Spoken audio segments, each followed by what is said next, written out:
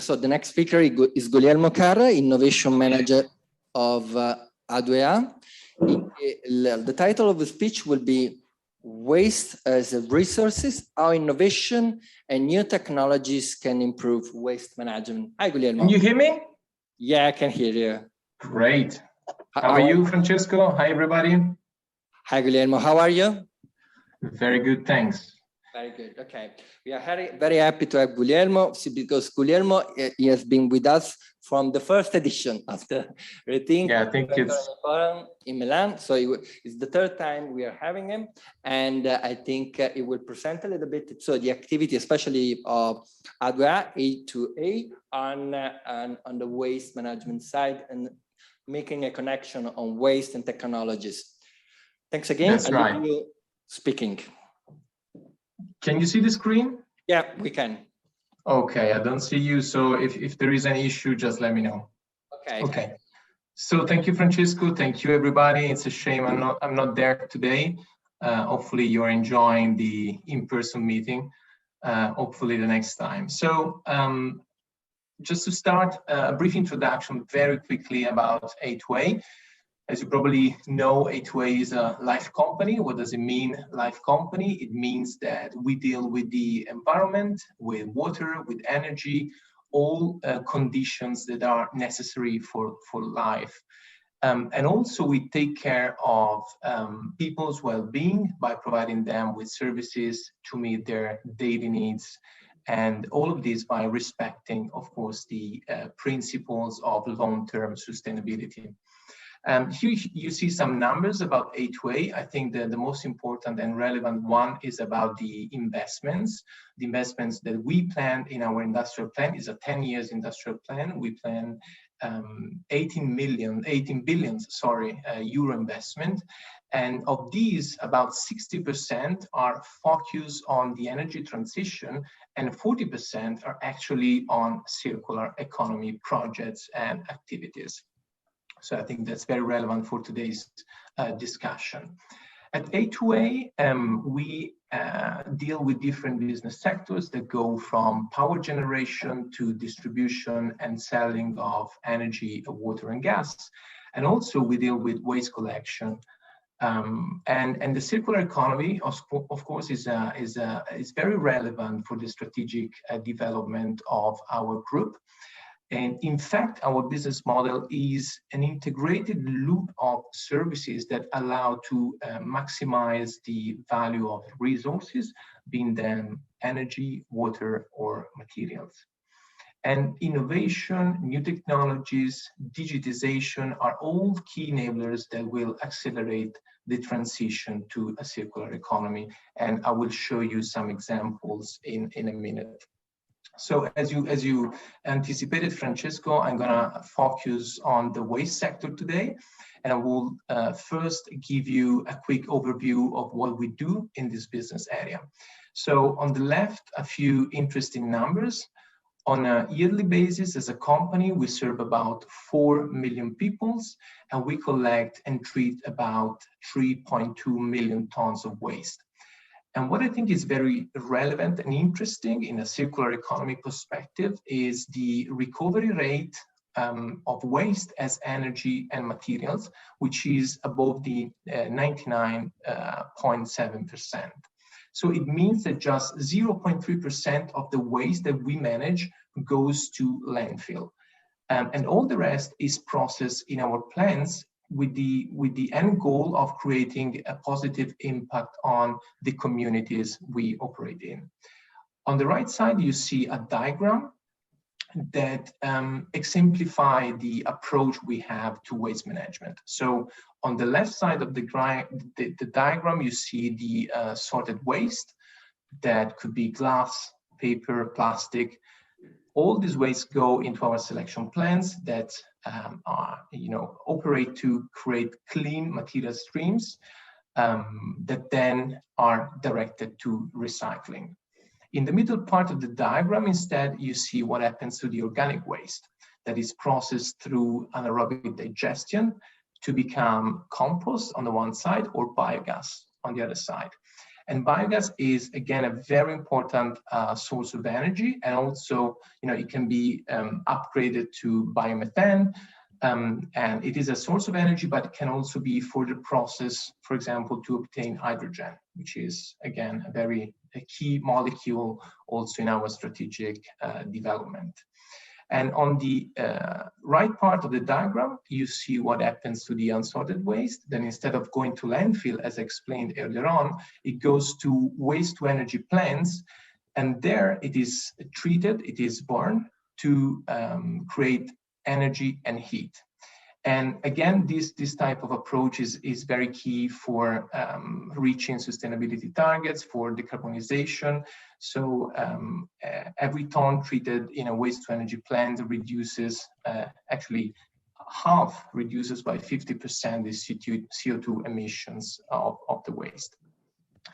So, but of course, the focus is on innovations that we implement into our waste management. So let's go back to that. The first very key technology, actually it is a combination of two technologies, AI and computer vision, that we use in our business very broadly across different type of plants and to support different needs. And today I would like to mention just one specific application of AI and computer vision on the plastic selection plants. That it is becoming increasingly relevant, particularly as of 2019, that has been the year in which the European Commission has produced the so-called Single-Use Plastic Directive that sets very stringent targets for the recovery of plastics and the reuse of plastics. So essentially, in 2025 and 2030, that is actually in 3 years' time, 3 to 7 years' time, really need to step up and reach very, very challenging targets in terms of recovery of plastic. And to do that, we definitely need a boost by having these technologies in our plants. So how our plants, our selection plants for plastic specifically work? As of today, that's one of our two plastic selection plants.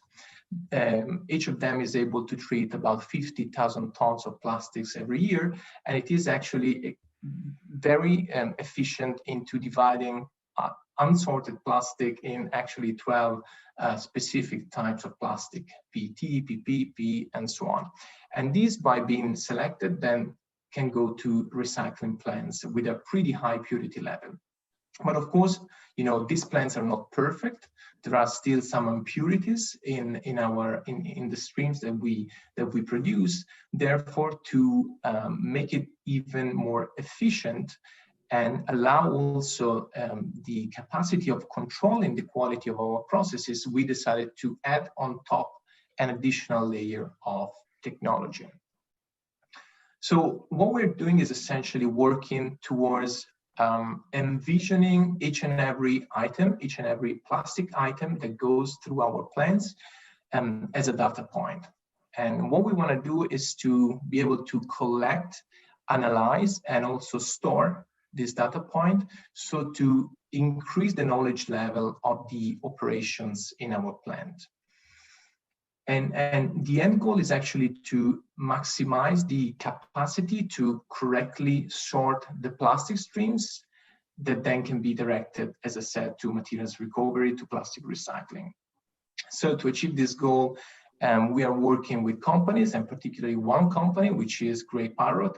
I just heard the name Francesco as soon as I connected in the video call. So I hope you didn't talk too much about Grey Parrot today. But as you know, it is one of the leading companies in the area of AI applied to the waste management. And it is also a company we as A2A invested in. And I would like to share just 1 minute video of you. Hopefully you didn't see that already. 1 minute video about how the system works. So actually the waste is monitored through a camera system that is placed just above our conveyor belts that move the plastic across the selection plants. And the system allows to identify the different types of plastic, but also additional type of materials. It is about 40 to 50 categories of materials that could be identified with a very high accuracy rate that exceeds 95%. And all this data become immediately available on the dashboard that you have seen earlier on, that provides real-time analytics, for example, on the level of purity of the sorted plastic streams. And then, as you've seen in the last part of the video, all the system can be used by itself, standalone, or could be connected to, for example, a robotic arm that will perform the automated picking of the non-compliant materials. So I mentioned robotics, and you also mentioned robotics earlier on, Francesco. So I can just confirm that is an incredibly important technology that is essential to achieve the recovery rates that I was mentioning earlier on for the single-use plastic directive. But it is true for plastic, but it is true also for all the other materials. So what you see in this image here, unfortunately, I cannot share more than this image, but we are really committed to implement automated selection processes, also integrating robotics, not only on plastic selection plants, but also into many other plants. And the goal, again, is to really make the systems, make the plants every day more efficient to achieve higher recovery rates. But of course, you know, technology applied to waste management is not just sorting, is not just identifying materials on a plant, but is also increasing the capacity of tracking the materials through the full supply chain. And of course, there are some technologies that already apply to the so-called consumer phase, but very few technologies that will really allow to track materials in the post-consumer phase. So as soon as packaging, for example, becomes waste. And that's a space we are specifically working on, because we see the big value, the huge value of tracking materials as soon as they become waste, because of course they will become new resources in a new loop, in a second use of these materials. So blockchain is definitely a technology that we are looking at, and we are trying to implement it in different waste streams. So I made a few examples on the waste management. I would just conclude my brief talk by giving you a few examples of technologies applied to waste collection. As you probably see, as A2A, as a group, we have about 3,000 to 4,000 vehicles that operate as a group level in waste collection and city cleaning services. So we are developing pilot projects to allow our services to become less impactful from an environmental standpoint. So we are increasing the number of vehicles that are electric vehicles. We are also doing some retrofitting, for example, of combustion engine vehicles. But also we want our services to become more efficient and effective. And to do that, we equip our vehicles, our fleet, with sensors that allow to track the movement of the vehicles through the city. And we also want to add additional sensors that will optimize the collection process by reducing, for example, the lead time for collection, and increasing also the quality of the service that we deliver at city scale.